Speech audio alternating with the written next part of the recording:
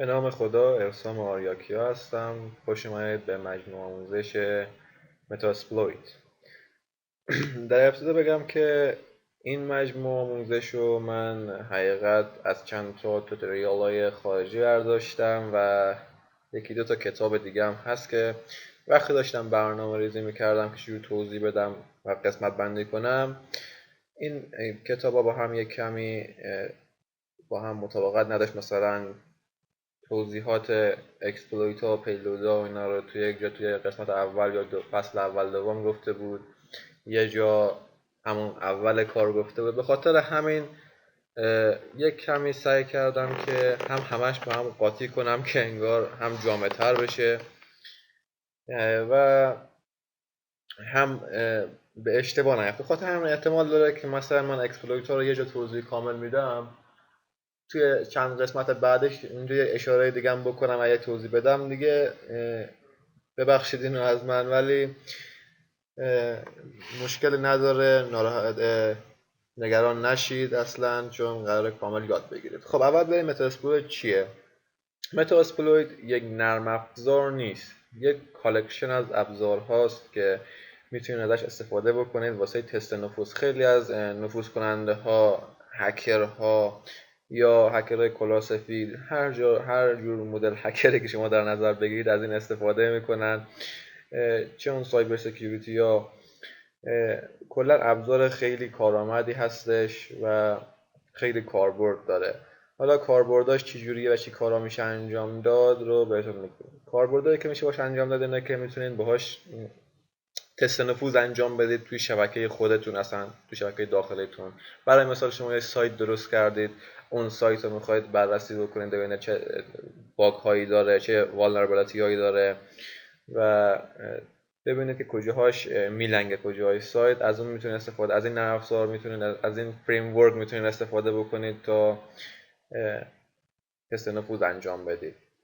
و همونجور گفتم میتونید شبکه داخلی خودتون هم استفاده بکنید. شاید بعد از اینکه این مجموعه آموزش دیدید و سرچ های چون من اولا بهتون بگم حتی اگه این مجموعه 200 قسمت آموزش داشته باشه، با این حال شما کاملی بعد از اینکه یاد گرفتید و فهمیدید چیزایی هست باش کار کنید، تجربه به دست بیارید. مهمترین رکنش تجربه است، نه فقط یاد گرفتنش.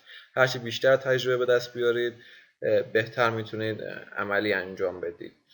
و از الانم بگم که حتی اگر اینم واقعا 100 قسمت آموزش داشته باشه، بعد از اون هرچی بیشتر شما تجربه دست بیارید و یاد بگیرید، برید توی اینترنت سرچ کنید، بهتر میتونید انجام بدید و باش آشنا باشید.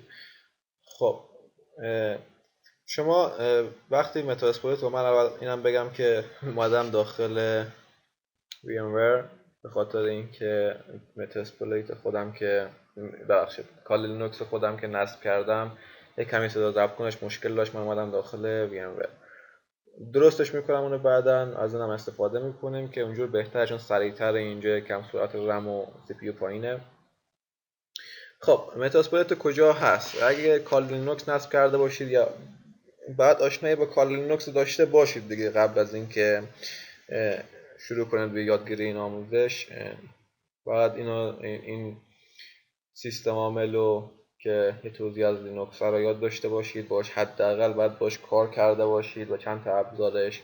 متاسپلویت اینی که ما الان داریم باش اینجا کار میکنیم رابط خطیشه و خود متاسپلویت رابط گرافیکی داره واسه ساده‌تر کردن کار که این آرمیتیج اینجاست، میتونید از این استفاده بکنید. شاید یه اشاره من به اینجا اینم بکنم که چجوری استفاده میکنیم، ولی اون باز خودش جداست و ما از رابط خطیش استفاده میکنیم. خب اگه شما بجز کال لینوکس یک توضیح دیگه از لینوکس داشته باشید، ویندوز رو که حقیقت خودم کار نکردم اصلا باش، من با ترمینال بیشتر استفاده میکنم، نمیدونم ویندوز. ولی اگه لینوکس دارید مثل اوبونتو دارید یا دبین دارید، شما میتونید خود متاسپلویت دانلود بکنید و ازش استفاده بکنید. یک ابزاری بود که با بش نصب میشد، من یادمه، اسمش کاتالین بود واسه اونایی که اوبونتو دارن. میتونستن اون رو نصب بکنن، بعد خیلی راحت میتونستن ابزار کال لینوکس و 300 تا ابزاری که این تو هست و داخل اوبونتو هم نصب بکنه. ولی حالا بخوایم ما جدا نصب بکنیم، میایم از اینجا، این سایت خود متاسپلویته که همینجور که میتونید فری دانلودش بکنید، مجانی اوپن سورسه، حتی خودتون میتونید اکسپلویتاشو بنویسید با زبان راوی. این متاسپلویت میتونید دانلود بکنید. سایت رپایدی هفتم که نمیاره چون ما بلاک واسه کشورمون. شما اگه وارد اون سایت بشید، اونم اینجا داره میبینید دیگه، رپایدی 7 خود سایتش واسه ما بلاک کرده، تحریمه.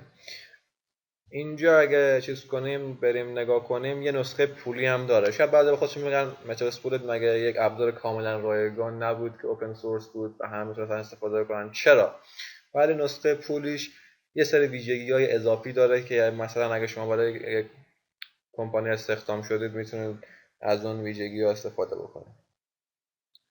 حالا میتونید از این دانلود بکنید و اگر هم که کال لینوکس دارید که از قبل داره. یه چیز دیگه هم بگم کلا یکم آزارم میده، اذیتم میکنه اینو. این متاسپلویتبل. این متاسپلویتبل چی هست؟ این هم خودش باز یه جور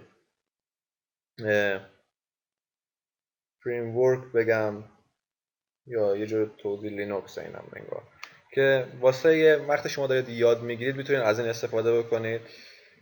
میتونید روی ویرچوال ماشینتون بالا بیاریدش و ازش استفاده بکنید واسه اینکه تست نفوذا رو این انجام بدید، چون نمیتونید که همه تست نفوذا رو وقتی دارید یاد میگیرید روی سیستم خودتون انجام بدید، اون باگا خاص رو نداره. الان اگه شما متاسپلویت نگاه بکنید، اینجا نگاه میکنیم میبینیم که نوشته 1577 تا اکسپلویت داره، پیلوید داره. حالا اگه اینا واسه یکم گیش کننده میاد بعدم قرار کامل توضیح بدیم که چی به چیه. 39 تا انکودر داره، اینو به صورت پیش‌فرض داخلشه که هر وقت نصب میتونه اضافه کمش هم بکنید، میتونید خودتون اکسپلویتر بنویسید همونجوری که قبلا گفتم. و چیز خاص دیگه این نمیبینم که واسه این جلسه بگم، فقط خواستم توضیح بدم. این جلسه اول بود، جلسه بعد میخوایم یاد بگیریم که اینا چی هستن و چه کارهایی میکنن. فراموش نکنید چک کنید.